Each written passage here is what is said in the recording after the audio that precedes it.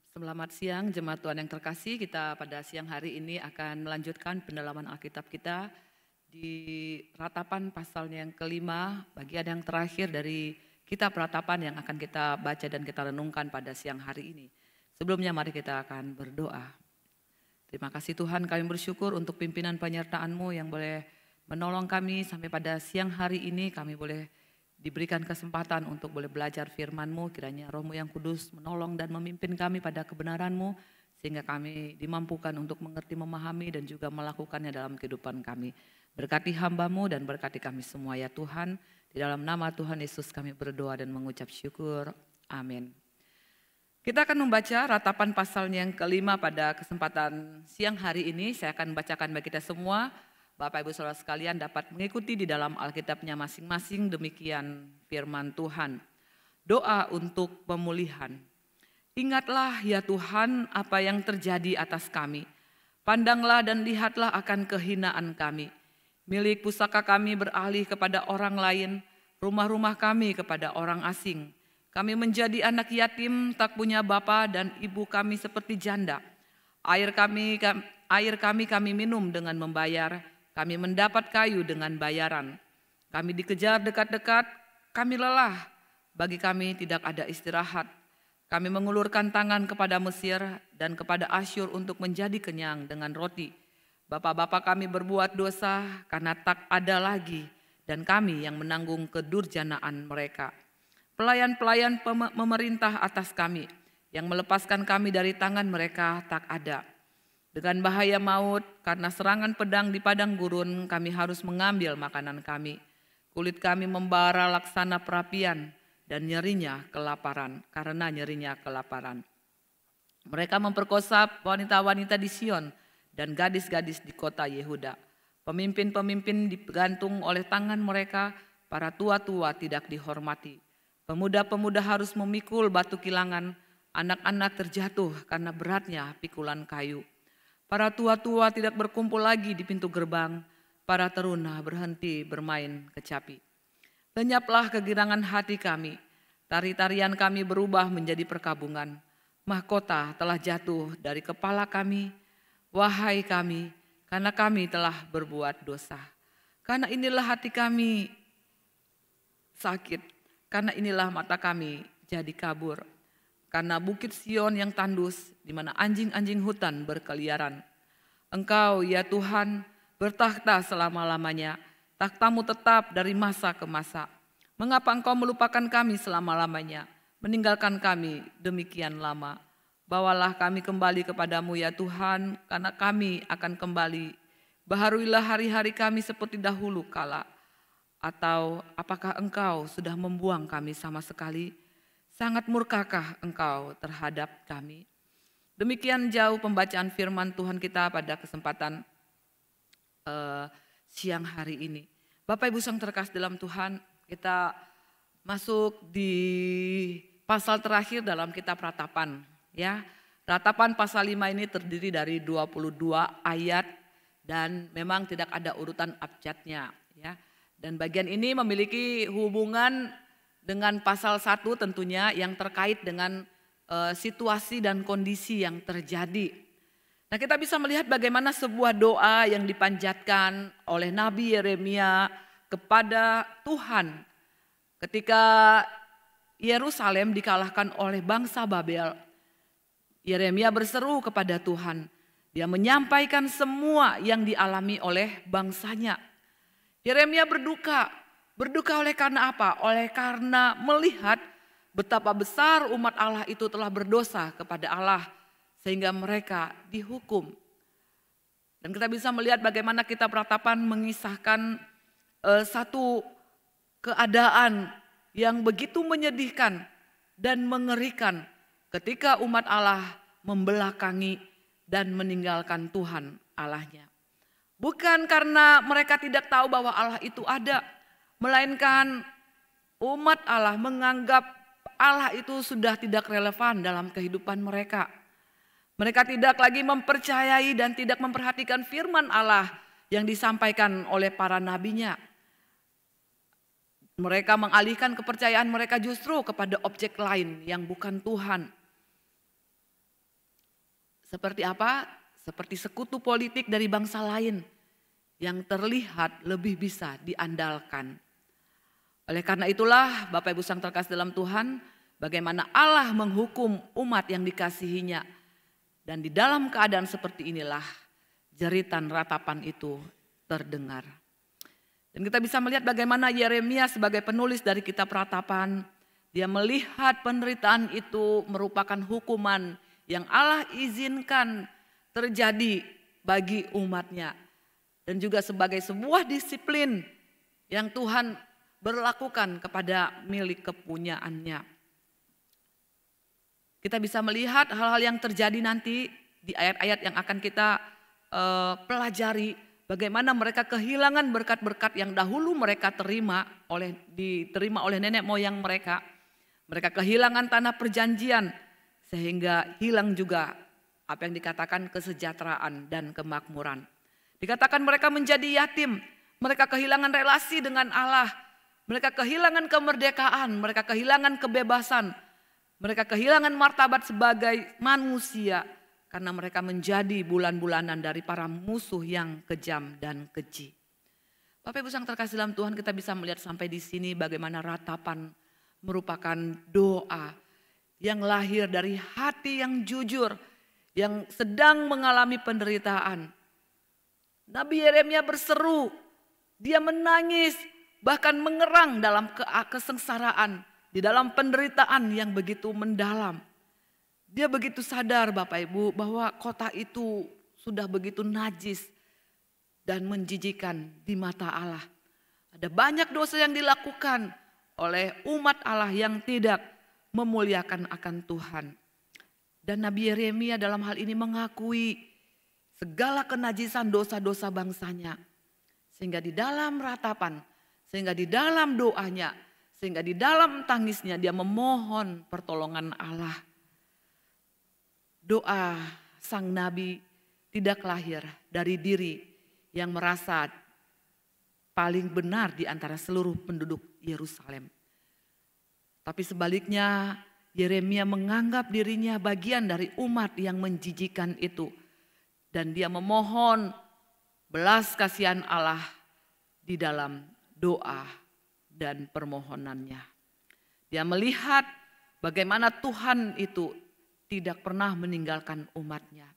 Justru Allah mau melalui hukuman, melalui disiplin yang diberlakukan, umatnya itu dapat berbalik kepadanya dengan satu pertobatan yang sungguh-sungguh terjadi di dalam diri mereka. Dan pertobatan ini diungkapkan di dalam doa yang berisi ratapan yang dipanjatkan oleh Nabi Yeremia. Bapak Ibu, kita melihat di dalam ayatnya yang pertama, di sana dikatakan, ingatlah ya Tuhan apa yang terjadi atas kami. Pandanglah dan lihatlah akan kehinaan kami. Ratapan Nabi Yeremia, Bapak Ibu Sang terkasih dalam Tuhan, sekali lagi adalah sebuah doa ataupun seruan dari hati yang hancur dan pedih, di mana dia boleh mengharapkan akan kasih setia Tuhan. Doa yang sekali lagi disampaikan Bapak Ibu adalah doa di tengah kondisi umat Allah yang telah berdosa. Mereka yang dengan sadar melakukan satu pemberontakan, melakukan satu hal-hal yang tidak memuliakan akan Tuhan, yang menjijikan di mata Tuhan. Dan Nabi Yeremia memohon kepada Tuhan untuk apa? Untuk mengingat apa yang telah terjadi pada mereka umatnya. Dan ayat-ayat berikut menuliskan penderitaan dan kesengsaraan yang dialami. Dan untuk itulah sekali lagi Yeremia berseru agar Tuhan boleh memberi pertolongan. Agar Tuhan tidak memalingkan wajahnya kepada umat kepunyaannya. Tetapi di dalam penderitaan itu Yeremia mengerang, ya, mewakili bangsa Israel untuk terlepas dari penderitaan yang begitu amat sangat yang Tuhan izinkan terjadi bagi umatnya yang telah begitu berdosa di hadapan Tuhan. Ya, mengingat kembali, melihat akan penderitaan mereka yang mereka alami itu sudah di luar batas kemanusiaan. Begitu mereka tidak bisa Bapak Ibu ya, menanggung beban yang lebih lagi jika Allah tidak menolong mereka. Oleh karena apa? Kita bisa melihat di dalam ayat yang kedua. Di situ dikatakan milik pusaka kami beralih kepada orang lain. Rumah-rumah kami kepada orang asing. Hal ini membuat mereka sangat terhina tentunya Bapak Ibu. Kehilangan milik pusaka. Dan milik pusaka itu beralih kepada orang lain. Menjadi sebuah kehinaan bagi mereka. Mereka terampas dari hak milik atas negeri yang baik itu. Atas negeri yang Allah berikan kepada mereka. Dan sekarang negeri yang baik itu telah dimiliki oleh musuh-musuh mereka. Kanaan adalah milik pusaka mereka berdasarkan janji. Allah memberikan kepada mereka dan keturunan mereka. Tanah yang diberikan kepada mereka sesuai dengan di dalam Yosua pasal 18 ayat 10 yang telah mereka miliki sekian lamanya Bapak Ibu. Yang telah mereka nikmati segala keberkatan jasmani di dalamnya. Sekarang berada di tangan orang asing. Orang-orang yang tidak memiliki hak atasnya. Mereka yang tidak termasuk kewargaan Israel dan tidak mendapat bagian di dalam ketentuan-ketentuan yang dijanjikan. Justru tanah yang baik itu, tanah yang berlimpah dengan susu dan madu itu seperti yang dikatakan, sekarang beralih ke tangan musuh mereka. Tidak hanya itu Bapak Ibu yang terkasih dalam Tuhan, kita bisa melihat bagaimana rumah mereka, tempat mereka yang selama ini mereka tinggali, ya, kini Bapak Ibu itu menjadi milik orang asing. Sebuah tempat privasi bagi sebuah keluarga tentunya, di mana mereka boleh berkumpul bersama-sama. Sekarang itu diambil alih oleh dikatakan orang asing. Rumah-rumah yang mereka bangun sendiri dan menjadi milik mereka sekarang menjadi milik orang asing. Dan sekali lagi ini pun menjadi kehinaan bagi mereka. Bukan hanya wilayah ataupun tanah, keseluruhan tanah Israel yang dikuasai Bapak Ibu. Bahkan rumah-rumah mereka pun dikuasai oleh musuh. Kini yang terjadi adalah mereka menjadi orang asing di negerinya sendiri. Maka kita bisa melihat bagaimana hilangnya warisan. Ini merupakan hal yang tentunya sangat menyakitkan mereka. Mereka bukan hanya kehilangan warisan yang begitu besar. Dan tentunya ini menjadi sebuah kepedihan. Sesuatu yang dulu mereka banggakan. Sesuatu yang dahulu mereka begitu kagumi. Sekarang yang terjadi adalah mereka hanya bisa gigit jari karena apa? Karena tanah yang baik itu sekarang telah dikuasai oleh orang-orang asing. Dan Bapak Ibu yang terkasih dalam Tuhan, kita bisa melihat di dalam ayat yang ketiga, tidak hanya tanah ataupun rumah yang mereka bangun sendiri itu sekarang sudah diambil alih oleh orang-orang asing. Di dalam ayat yang ketiga kita lebih lanjut melihat situasi dan kondisi seperti apakah yang mereka alami. Mereka katakan di dalam ayat yang ketiga, kami menjadi anak yatim, tidak punya bapak dan ibu kami seperti janda. Bapak Ibu yang terkasih dalam Tuhan, keadaan bangsa itu begitu turun gratis gitu ya. Seperti keadaan para janda dan yatim digambarkan demikian keadaan mereka. Mereka yang dulunya makmur, mereka yang dulunya begitu bersahaja, bermartabat. Sekarang Bapak Ibu derajat itu diturunkan. Sehingga keadaan mereka dikatakan seperti para janda dan yatim. Dikatakan mereka tidak punya bapak. Di dalam sebuah keluarga ketika bapak sebagai kepala rumah tangga itu tidak ada Bapak Ibu. Keadaan itu adalah satu keadaan di mana keluarga itu menjadi tidak berdaya ya. Oleh karena apa? Oleh karena seorang bapak tentunya Bapak Ibu adalah figur sebagai orang yang melindungi keluarganya. Sebagai figur tulang punggung yang memenuhi, menyediakan kebutuhan bagi keluarganya. Tetapi sekarang dikatakan bagaimana mereka tidak punya siapa-siapa untuk melindungi mereka. Dan untuk menyediakan kebutuhan makanan bagi mereka. Tidak ada yang mengurus mereka lagi. Sedemikian tragisnya Bapak Ibu satu keadaan yang mereka alami. Bagaimana istilahnya mereka itu begitu terlantar. Mereka itu begitu menderita, tidak ada lagi yang memperhatikan. Tidak ada lagi yang memberikan perlindungan. Tidak ada lagi yang mengayomi mereka. Bahkan secara sipil kalau kita bisa melihat, mereka adalah yatim piatu dan janda. Oleh karena apa Bapak Ibu? Oleh karena pemimpin mereka, dikatakan raja mereka sudah tidak ada lagi. Raja kami dikatakan yang merupakan bapak bagi bangsa itu sudah tidak ada lagi, sudah terbunuh. Bahkan dalam hal keagamaan pun Bapak Ibu mereka menyadari dengan sungguh-sungguh oleh karena dosa-dosa yang mereka lakukan, mereka merasa ditinggalkan oleh Tuhan. Bapak Ibu sang terkasih dalam Tuhan, perasaan ditinggalkan oleh Tuhan adalah satu perasaan yang tidak bisa lagi Bapak Ibu sebagai satu final ya, sebagai satu akhir di mana tidak ada lagi harapan. Di mana tidak ada lagi istilahnya itu pegangan di dalam mereka untuk hidup di dalam dunia ini. Tetapi itulah keadaan yang mereka gambarkan, yang mereka alami ketika mereka hidup membelakangi dan melupakan Tuhan di dalam hidup mereka.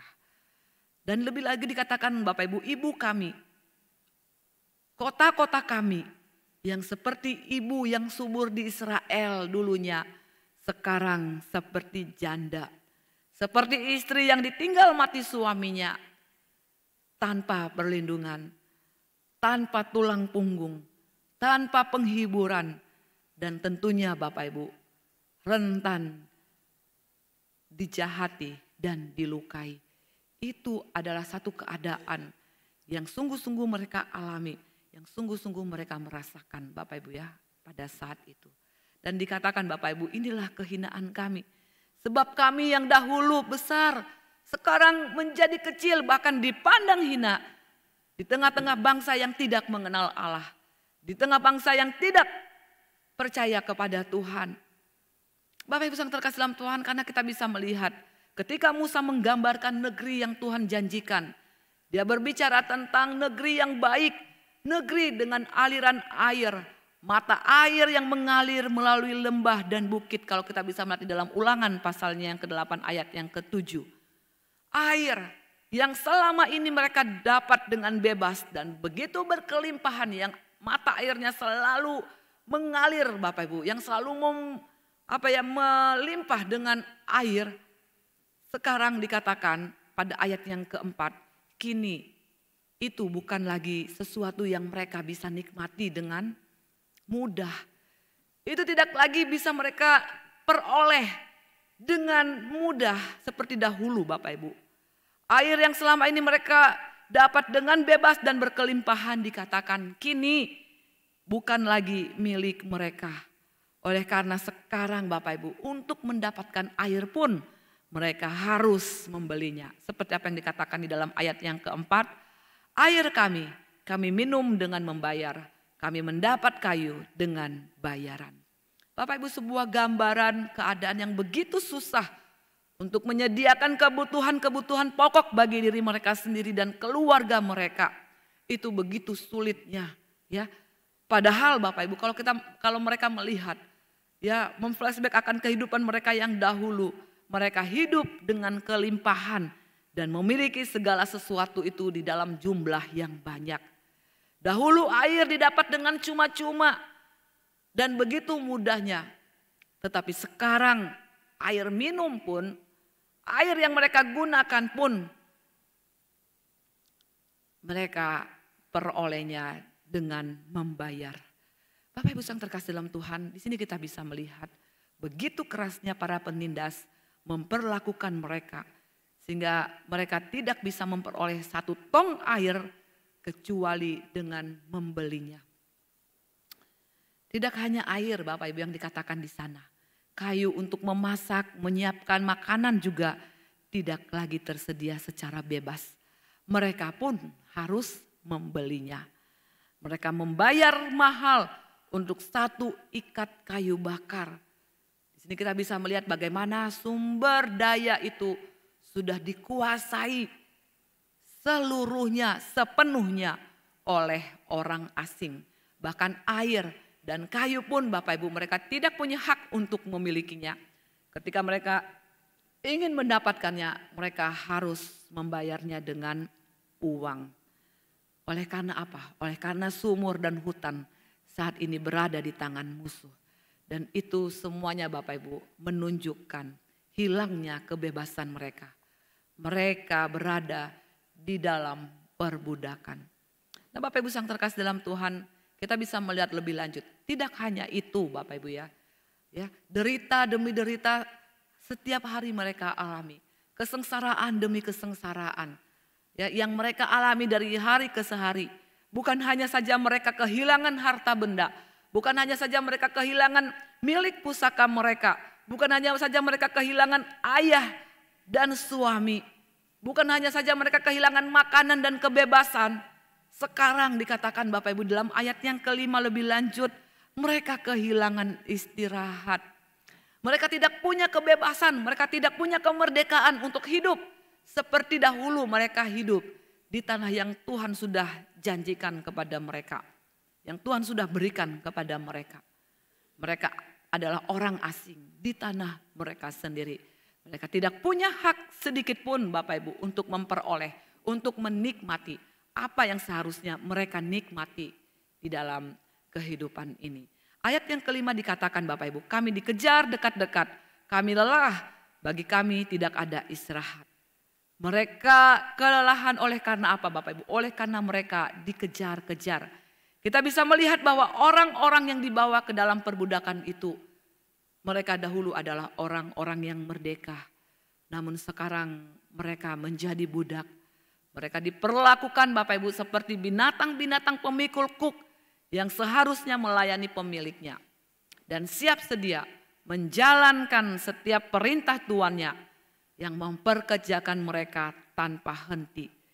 Kita bisa melihat kembali Bapak Ibu ya, seperti orang Israel di Mesir yang setiap hari saat itu ya diberikan tugas, bahkan diberi tugas melampaui batas.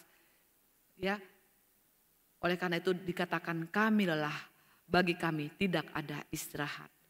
Mereka tidak mendapat izin Bapak Ibu untuk beristirahat.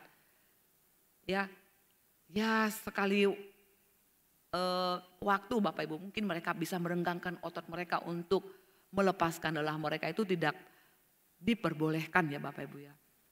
Seperti ibaratnya Bapak Ibu lembu pemikul kuk itu dilepaskan dari kuknya pada malam hari dan mereka beristirahat, demikian pula dengan mereka.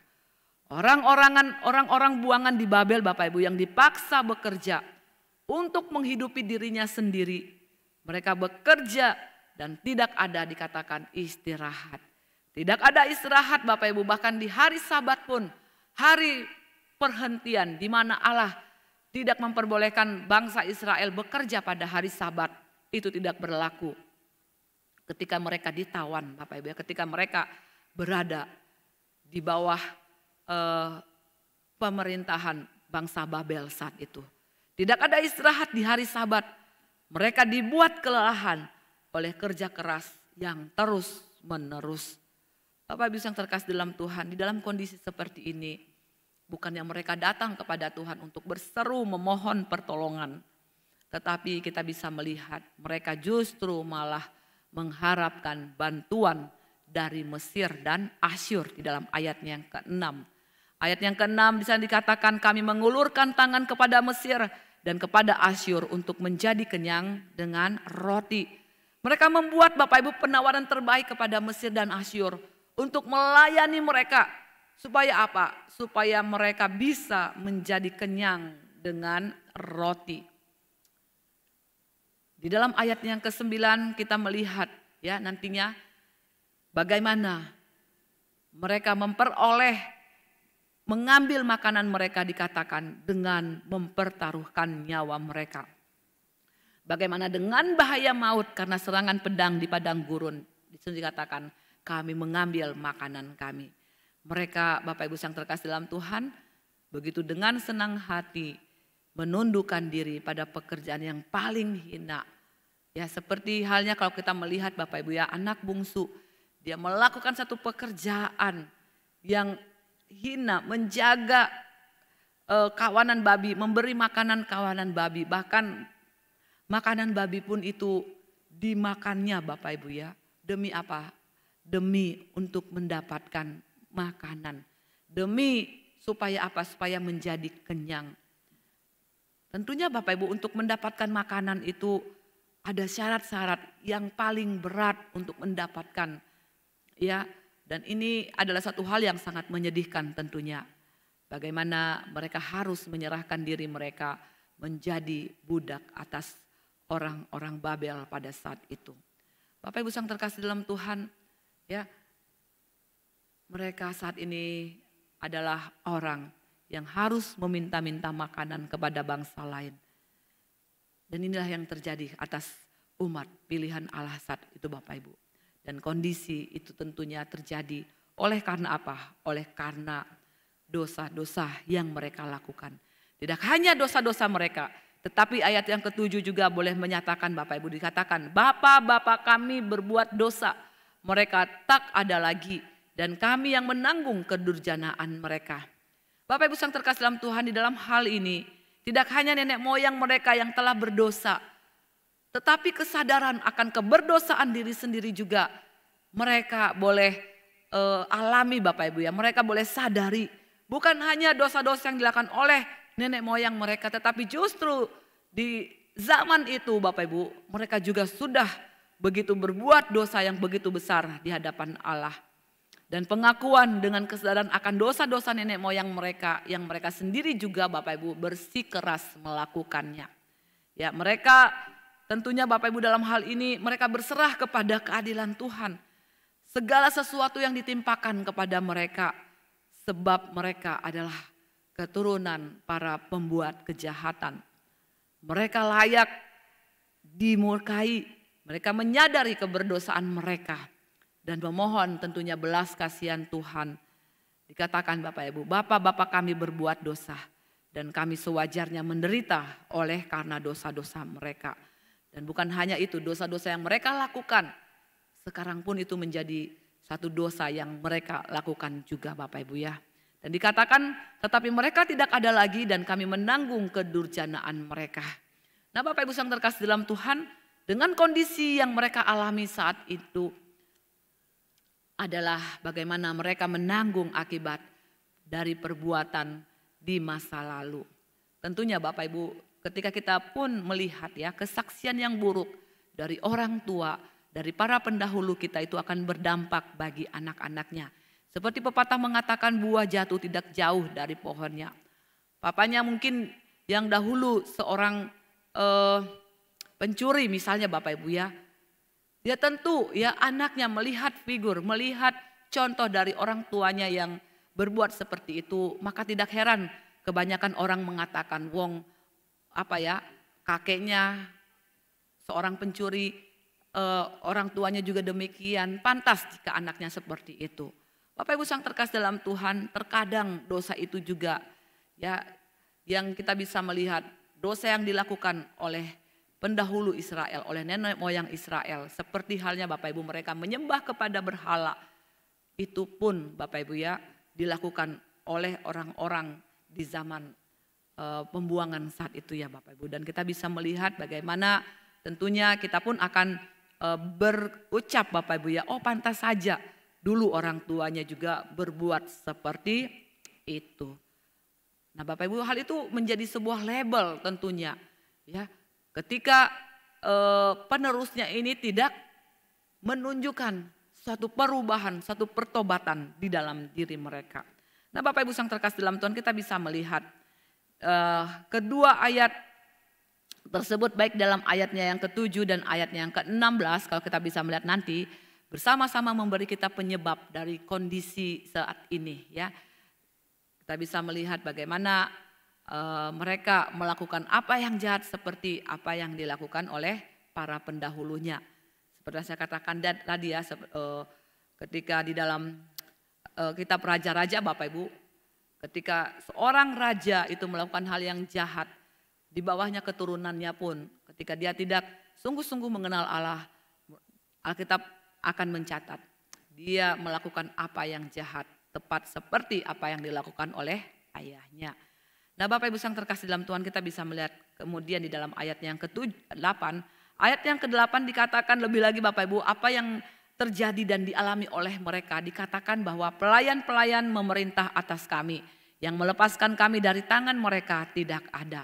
Nah Bapak Ibu yang terkasih dalam Tuhan, hal yang lebih tragis lagi kita bisa melihat bukan hanya para pembesar yang memerintah mereka, tetapi juga hamba-hamba dari para pembesar itu ikut memerintah atas umat kepunyaan Allah pada saat itu, atas orang-orang Israel pada saat itu. Mereka berbuat sewenang-wenang terhadap mereka, sesuka hati dan menghina mereka.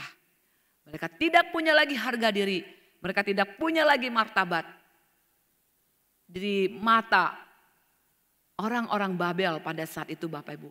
Bukan hanya para pembesar dan tuan-tuan yang berkuasa saat itu, justru para hamba-hamba dari para pembesar itu yang memerintah atas orang-orang Israel. Untuk itu Bapak Ibu yang terkasih dalam Tuhan, sungguh hal ini tentunya Bapak Ibu satu hal yang membuat mereka begitu terhina. Oleh karena apa? Oleh karena mereka juga harus siap sedia melayani hamba-hamba dari para pembesar itu. Dan ini sesungguhnya Bapak Ibu memberikan kesadaran kepada mereka bahwa betapa mereka tidak mau mendengarkan perintah Allah. Dan para nabi yang memerintah dengan lembut dan murah hati. Oleh karena itu wajar jika mereka saat ini diperintah dengan keras Bapak Ibu oleh musuh-musuh mereka dan hamba-hambanya. Dan yang lebih tragis lagi Bapak Ibu dikatakan bagaimana mereka tidak mempunyai siapapun yang dapat menolong mereka, yang dapat melepaskan mereka dari cengkraman itu. Bukan hanya tidak ada orang yang menolong dan menyelamatkan mereka dari pembuangan, tetapi juga dikatakan Bapak Ibu bahwa bagaimana tidak ada orang yang mampu menegur dan ataupun mencegah kekurang ajaran hamba-hamba yang melecehkan dan menginjak-injak mereka pada saat itu. Karena apa? Karena sejauh yang tampak bagaimana para pembesar ataupun para tuan-tuan dari hamba-hamba itu tidak peduli. Seolah-olah para pembesar itu mengatakan ya lakukan seperti apa yang kamu mau terhadap orang-orang Israel pada saat itu. Bapak Ibu justru kita bisa melihat pantaslah jika mereka berdoa di dalam keadaan seperti ini. Ketika mereka mengatakan di dalam ayat yang pertama, ya Tuhan pandanglah, alihkanlah matamu Tuhan dan lihatlah akan kehinaan kami. Bapak Ibu yang terkasih dalam Tuhan, kita bisa melihat bagaimana tentunya seperti maksud dan tujuan Allah. Bagaimana dia memilih Israel untuk menjadi kerajaan imam. Di dalam Keluaran pasal 19 ayat yang ke-6. Justru sekarang mereka menjadi hamba di antara para hamba. Kejadian pasal 9 ayat yang ke-25. Bahkan mereka mempertaruhkan nyawa mereka Bapak Ibu selama pengepungan hanya untuk mendapatkan makanan. Ayat yang ke-9 Bapak Ibu kita bisa melihat bagaimana bisa dikatakan dengan bahaya maut karena serangan pedang di padang gurun kami harus mengambil makanan kami. Mereka sampai mempertaruhkan nyawa hanya untuk mengambil makanan mereka.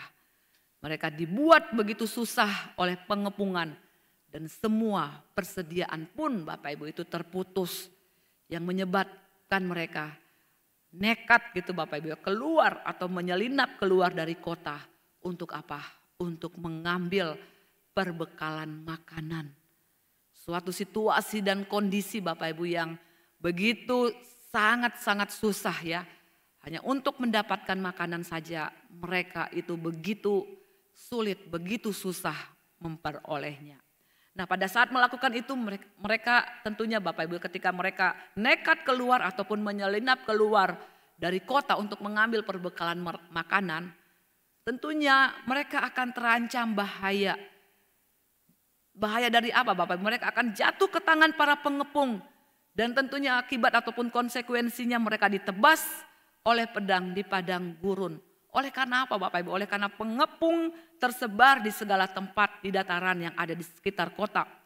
Dan untuk itu saat kitab ini Bapak Ibu ditulis, kita pun boleh disadarkan. Bagaimana kita boleh bersyukur kepada Tuhan atas berkat yang Tuhan boleh anugerahkan kepada kita untuk kita nikmati. bahwa kita masih bisa mendapat roti tanpa mempertaruhkan nyawa gitu Bapak Ibu ya. Kita masih bisa memohon belas kasihan orang-orang di sekitar kita untuk menolong kita mencukupi kebutuhan makanan kita. Nah Bapak Ibu yang terkasih dalam Tuhan, tidak demikian mereka pada saat itu. Tidak ada yang menolong mereka. Bahkan mereka harus mempertaruhkan nyawa mereka untuk memperoleh perbekalan makanan itu. Bapak Ibu yang terkasih dalam Tuhan, bagaimana dikatakan bagaimana kelaparan yang melanda itu menimbulkan bekas di sekujur tubuh mereka yang dirusak ya. Ayat yang ke-10 dikatakan Bapak Ibu ya, disitu dikatakan kulit kami membara laksana perapian karena nyerinya kelaparan. Bapak Ibu yang terkasih dalam Tuhan, sebuah gambaran yang tentunya sebuah gambaran yang kontras yang mereka alami saat itu. Mereka yang dahulu biasa berpesta, berkelimpahan dengan makanan dan minuman Bapak Ibu ya. Sekarang satu keadaan yang berbalik 180 derajat Bapak Ibu. Mereka sekarang dikatakan kelaparan. Bahkan dikatakan kulit kami membara laksana perapian. Ini sebuah gambaran bagaimana kulit mereka itu menjadi kering dan juga terbakar. Karena apa? Karena nyerinya kelaparan. Oleh karena apa Bapak Ibu? Oleh karena badai kelaparan itu menimpa mereka. Dan hal ini juga sekali lagi menjadi kehinaan bagi mereka. Mereka yang dahulunya berlimpah-limpah di dalam makanan dan minuman. Mereka terbiasa dengan pesta. Tetapi sekarang keadaan itu berbalik Bapak Ibu. Mereka jauh daripada apa yang dinamakan kelimpahan. Justru Bapak Ibu ya, mereka begitu sulit dan di dalam situasi kelaparan. Nah Bapak Ibu yang terkasih dalam Tuhan, dikatakan juga bahkan para wanita di Sion ayat yang 11 dan perawan di kota-kota Yehuda dilecehkan secara seksual. Ya, ayat 11 mereka memperkosa wanita-wanita di Sion dan gadis-gadis di kota-kota Yehuda. Bapak Ibu yang terkasih dalam Tuhan, perbuatan kefasikan yang demikian keji dialami oleh mereka ya. Dan hal ini pantas Bapak Ibu dikeluhkan, diutarakan, dikatakan dengan satu perasaan yang begitu sedih adanya, dengan satu perasaan yang begitu hancur, dengan perasaan yang begitu terluka adanya Bapak Ibu. Oleh karena apa? Oleh karena juga mereka memperhatikan para pemimpin mereka mengalami kematian yang mengenaskan. Mereka yang seharusnya menjadi kekuatan dari satu bangsa, sekarang mereka tidak berdaya. Ayat yang ke-12 disitu dikatakan Bapak Ibu, para pemimpin-pemimpin digantung oleh tangan mereka dan para tua-tua tidak dihormati. Para pemimpin tidak hanya dihukum mati, tetapi juga mereka dihukum mati secara tercela. Alkitab mencatat para pemimpin itu digantung seolah-olah mereka ya sama seperti budak. Bahkan mereka dengan bangganya para musuh-musuh itu menjalankan hukuman itu dengan tangan mereka sendiri. Seolah-olah mereka bangga Bapak Ibu, mereka mampu melakukan ya satu hal yang membuat para pemimpin ini bukan hanya saja malu, tetapi mereka sungguh tidak punya kehormatan ketika mereka harus mati digantung seperti seorang budak. Tidak ada penghormatan yang diberikan para tua-tua. Ya, tidak hanya Bapak Ibu dalam hal umur, tetapi di dalam hal jabatan kepemimpinan dikatakan mereka tidak dihormati. Dan para tetua yang seharusnya didekati dengan hormat, malah pada saat itu sekali lagi diperlakukan tanpa rasa hormat, kejam dan hina. Mereka dipermalukan sedemikian rupa. Bapak Ibu yang terkasih dalam Tuhan, satu keadaan yang kalau kita bayangkan Bapak Ibu, kita mencoba membayangkan keadaan pada saat itu, adalah satu keadaan Bapak Ibu yang sungguh-sungguh ya, satu keadaan yang begitu memilukan, begitu menyedihkan Bapak Ibu. Bahkan di dalam ayat yang ke-13 dikatakan pemuda-pemuda harus memikul batu kilangan anak-anak terjatuh karena beratnya pikulan kayu. Mereka pun mengambil pemuda-pemuda untuk apa Bapak Ibu? Pemuda-pemuda identik dengan orang-orang yang punya kekuatan besar. Tetapi justru pemuda-pemuda itu mereka manfaatkan untuk apa? Untuk menggiling biji padi-padian dan memikul batu kilangan. Mereka membebani para pemuda seolah-olah para pemuda-pemuda itu adalah binatang pengangkut barang. Pemuda-pemuda itu harus memberikan kekuatan mereka untuk melayani musuh. Mereka harus memutar batu kilangan seperti binatang untuk menggiling biji-bijian. Dan mereka melakukannya bukan untuk mereka, tetapi untuk musuh. Sebuah gambaran yang kita temukan juga di dalam kitab Hakim-Hakim pasal 16 ayat yang ke-21 Bapak Ibu ya. Tidak hanya itu, tidak hanya mereka mengambil pemuda-pemuda itu, tapi juga mereka membuat anak-anak kecil dikatakan membawa kayu bakar di rumah dan menimpakan beban yang sedemikian berat pada mereka sehingga mereka terjatuh. Anak laki-laki diberi beban kayu untuk diangkut dengan sedemikian beratnya Bapak Ibu ya. Sehingga mereka dikatakan terjatuh oleh karena begitu beratnya pikulan yang harus mereka bawa. Mereka baik anak-anak muda, baik anak-anak lelaki yang kecil Bapak Ibu, mereka yang seharusnya menjadi harapan bagi Yehuda saat ini, mereka justru menjadi budak. Ya, mereka bekerja kepada musuh mereka. Nah, ayat yang ke-14 Bapak Ibu, lebih lanjut dikatakan, para tua-tua tidak berkumpul lagi di pintu gerbang, para teruna berhenti main kecapi. Bapak Ibu yang terkasih dalam Tuhan, gerbang tempat keadilan menjadi kosong. Tidak ada lagi keadilan yang dilakukan oleh para tua-tua. Jalan keadilan yang biasanya mengalir sekarang terhenti. Gedung-gedung pengadilan yang dulu biasa dijaga sekarang dirobohkan. Sebab hakim-hakim dibunuh, sebagian juga ada yang ditawan. Dan tentunya para teruna yang cenderung ingin bersukaria dikatakan oleh bagian firman Tuhan kini berhenti main kecapi. Para teruna yang ditandai dengan kegembiraan yang menjadi ciri dari masyarakat yang sejahtera telah hilang. Bagaimana sukacita itu Bapak Ibu dan kegembiraan yang dahulu dialami, yang dahulu dirasakan, sekarang sudah tidak ada lagi. Karena tidak ada lagi sukacita yang dapat mereka rasakan. Yang mereka hanya bisa lakukan di dalam kesedihan, mereka menangis, mereka berteriak, mereka berseru. Bapak Ibu yang terkasih dalam Tuhan, ayat yang ke-15 dikatakan, lenyaplah kegirangan hati kami, tari-tarian kami berubah menjadi perkabungan. Bapak Ibu yang terkasih dalam Tuhan, kegembiraan, sukacita saat ini berganti menjadi duka cita.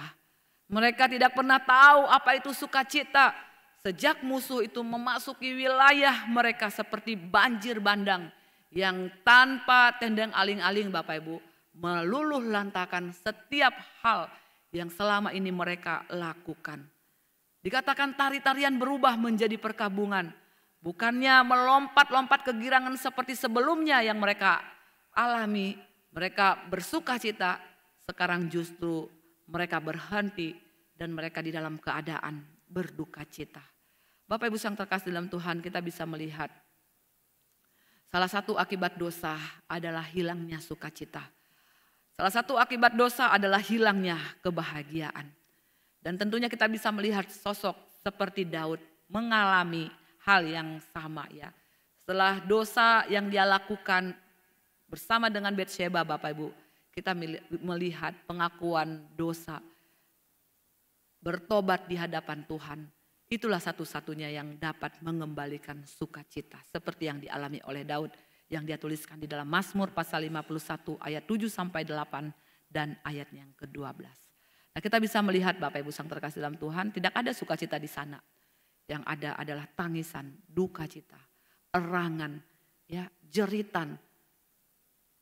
Dan satu-satunya yang mengembalikan sukacita itu ketika mereka datang kepada Tuhan untuk bertobat dan Tuhan memulihkan mereka. Ayat yang ke-16 Bapak Ibu, di sana dikatakan, mahkota telah jatuh dari kepala kami, wahai kami, karena kami telah berbuat dosa. Mahkota telah jatuh dari kepala mereka. Itu menandakan Bapak Ibu sebuah gambaran bagaimana Yerusalem itu telah kehilangan kedudukan, kehilangan martabat, kehilangan rasa hormat yang dimilikinya sebelumnya. Bukan hanya raja yang jatuh dalam kehinaan, melainkan juga dikatakan mahkotanya, di mana tidak ada lagi penerus.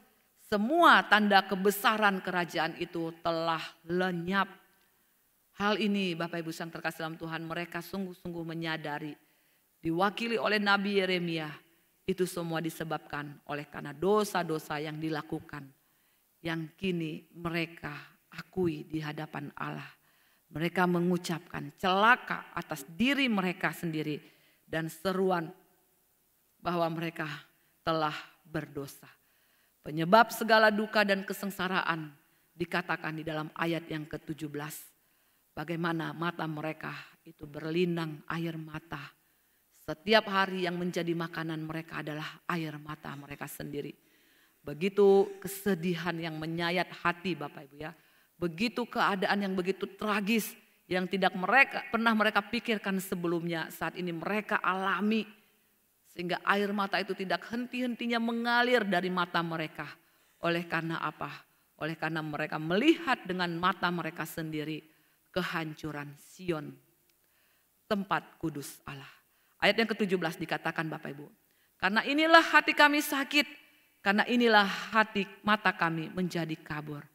Mereka melihat apa yang dulunya begitu indah, berharga, penuh kemuliaan, sekarang menjadi reruntuhan. Dan hal ini membuat mereka merasakan sakit yang luar biasa Bapak Ibu. Tidak hanya mereka sakit secara fisik oleh karena penderitaan, kelaparan, penindasan yang mereka alami. Tetapi juga rasa sakit itu Bapak Ibu, rasa sakit yang luar biasa itu lahir dari hati mereka yang boleh melihat kehancuran demi kehancuran setiap hari. Bapak Ibu yang terkasih dalam Tuhan, untuk itu kita bisa melihat dan pandangan kami hilang seperti yang biasa terjadi dalam keadaan tubuh yang lemah ataupun ketika kita mau pingsan gitu ya Bapak Ibu ya. Pandangan kita tentunya menjadi kabur gitu ya. Nah Bapak Ibu yang terkasih dalam Tuhan, inilah yang dialami ya, yang dirasakan oleh orang-orang Israel pada saat ini. Bagaimana orang-orang yang tidak mengenal Tuhan, yang tidak percaya kepada Tuhan, mencemarkan bukit Sion dengan dosa-dosa mereka. Dan karena itu sewajarnya Allah dikatakan membuatnya tandus sampai sedemikian rupa sehingga anjing-anjing hutan dikatakan Bapak Ibu berkeliaran di sana dengan bebas. Ayat yang ke-18. Karena bukit Sion yang tandus di mana anjing-anjing hutan berkeliaran. Memberikan sebuah indikasi Bapak Ibu bagaimana kota itu, kota yang dulunya ramai, kota yang dulunya makmur, kota yang dulunya berkelimpahan, sekarang kota itu tidak berpenghuni. Di dalam Nehemia pasal 4 ayat yang ketiga.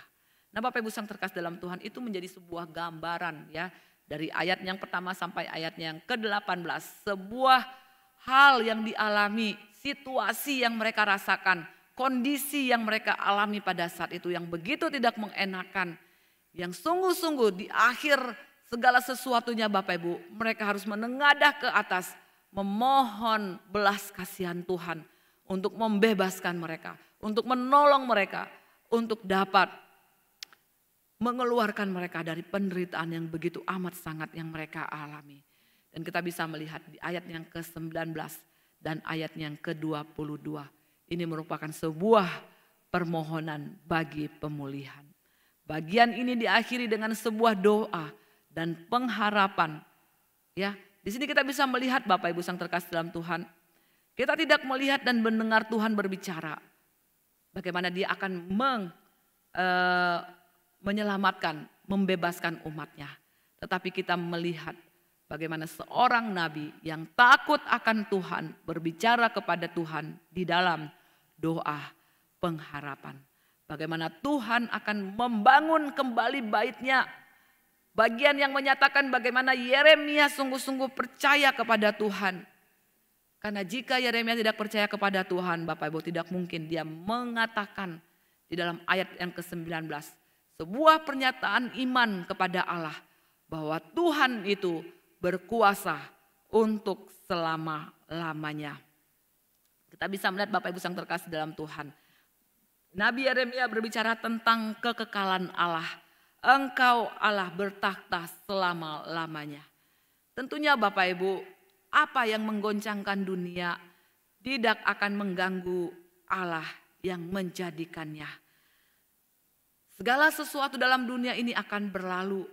Tapi dalam ayat yang ke-19 Bapak Ibu, Yeremia mengatakan, engkau ya Tuhan bertakhta selama-lamanya. Tahtamu tetap dari masa ke masa. Tidak ada satu kuasa pun di dunia ini Bapak Ibu yang dapat menghancurkan takhta kemuliaan Tuhan. Dikatakan tahtamu tetap dari masa ke masa. Nabi Yeremia berseru bahwa Tuhanlah yang bertakhta selama-lamanya.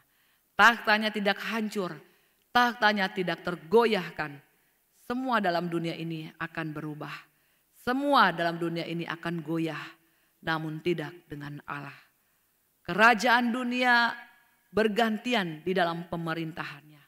Namun tidak demikian dengan kerajaan Allah yang tetap untuk selama-lamanya. Bagaimana kuasa Tuhan diagungkan Bapak Ibu melebihi kuasa penguasa di bumi ini. Yeremia menyadari bagaimana Allah tetap pemegang kendali penuh atas segala-galanya. Inilah alasan bagaimana Yeremia berpengharapan kepada Allah. Bahwa tidak selama-lamanya Allah itu membiarkan milik kepunyaannya. Sebuah iman yang lahir dari pengenalan akan Tuhan. Bahwa di dalam Tuhan ada harapan. Bapak Ibu yang terkasih dalam Tuhan, kita bisa melihat juga bagaimana ayat yang ke-20 di situ dikatakan, mengapa engkau melupakan kami selama-lamanya, meninggalkan kami sedemikian lama. Bapak Ibu yang terkasih dalam Tuhan, mereka mengungkapkan sebagai permohonan agar Tuhan tidak melupakan mereka selamanya. Sekalipun Bapak Ibu dia harus meninggalkan mereka oleh karena dosa-dosa mereka. Sekalipun Tuhan mengizinkan mereka menjalani hukuman sebagai bentuk didikan, sebagai bentuk disiplin yang Tuhan berlakukan, yang tujuannya adalah bagaimana umat Allah bertobat dan berpaling kepadanya. Untuk itu dalam ayat yang ke-21 dikatakan, bawalah kami kepadamu, ya Tuhan, maka kami akan kembali. Baharuilah hari-hari kami seperti dahulu kala. Bapak Ibu yang terkasih dalam Tuhan, Nabi Yeremia dia berseru kepada Tuhan, berkenan membawa mereka kembali dan memulihkan mereka. Bapak Ibu, pertobatan secara fisik ataupun secara harfiah dikemukakan oleh Yeremia, dikatakan, bawalah kami kembali kepadamu ya Tuhan, maka kami akan kembali. Baharuilah hari-hari kami seperti dahulu kala. Kembali ke tanah air. Sebuah pemulihan bagi negeri mereka. Ya, dan juga pertobatan secara rohani Bapak Ibu. Dan ini merupakan satu hal yang paling penting. Bagaimana mereka boleh kembali kepada Tuhan. Mereka boleh bersekutu dengan Tuhan. Mereka boleh beribadah, merayakan hari-hari raya di dalam ibadah-ibadah mereka kepada Tuhan. Inilah yang mereka rindukan. Hal ini dapat terjadi Bapak Ibu yang terkasih dalam Tuhan. Tentunya kalau kita bisa melihat, kita pun sebagai manusia yang berdosa, kita tidak mungkin pernah dapat bersekutu dengan Tuhan di dalam keberdosaan kita. Kita tidak pernah mungkin dapat bersatu dengan Tuhan. Kita tidak mungkin dapat kembali kepada Tuhan. Hanya satu-satunya yang memungkinkan itu terjadi, yaitu di dalam karya penebusan Kristus di atas kayu salib, di mana dia menjadi jalan pendamaian antara kita dengan Allah yang kudus. Bapak Ibu yang terkasih dalam Tuhan, ketika dia kembali maka hal itu akan terjadi. Dan di dalam ayat yang terakhir kita bisa melihat di dalam ayat yang ke-22 merupakan akhir dan doa dari kitab ini ditulis Bapak Ibu. Bagian ini tentunya bukan mengungkapkan keputusasaan, ya, Bagian ini tentunya bukanlah satu hal yang mengungkapkan tiada harapan. Tetapi justru Bapak Ibu, bagian ini mengungkapkan suatu iman, suatu harapan. Ini adalah keyakinan bahwa Tuhan tidak akan membiarkan umatnya pergi. Dan dia tidak akan membatalkan perjanjiannya atas umatnya. Ayat yang ke-22 dikatakan, atau apa engkau sudah membuang kami sama sekali? Sangat murkakah engkau terhadap kami? Bapak Ibu yang terkasih dalam Tuhan, bagian yang ditutup dengan tanda tanya besar, adakah pemulihan, adakah pengampunan dari Allah untuk umat yang memang tidak layak diampuni? Adakah pengampunan dari Allah untuk umat yang memang tidak layak untuk diselamatkan? Dan di dalam seruan kepada Tuhan ini ada keyakinan yang teguh bahwa Dia mengingat umatnya sesuai dengan janji-janjinya. Murkanya tidak akan bertahan selama-lamanya. Karena kita bisa melihat Dia menyediakan jalan pendamaian itu. Jawabannya ada di dalam Kristus Yesus. Oleh karena kasih setianya, oleh karena cintanya, oleh karena belas kasihannya, Yesus telah datang ke dalam dunia ini untuk apa? Untuk menanggung semua hukuman karena dosa. Dan kita boleh percaya kepada Dia, kita yang boleh menjadikan Dia sebagai Tuhan dan Juru Selamat, menerima Dia di dalam hidup kita, akan menerima pengampunan dan pengharapan.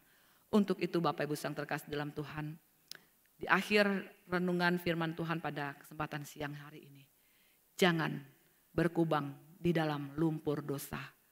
Biarlah pertobatan itu sungguh nyata atas kehidupan kita hari lepas hari. Karena pertobatan sejati akan membawa kepada suatu nyanyian syukur bahwa kasih setia Tuhan kekal untuk selama-lamanya. Orang yang sudah menyadari kasih karunia Tuhan, orang yang sudah sungguh-sungguh menyadari akan anugerah Tuhan, dia tidak akan kembali berkubang di dalam kubangan dosa yang menjijikan, yang penuh dengan penderitaan, yang penuh dengan kekotoran.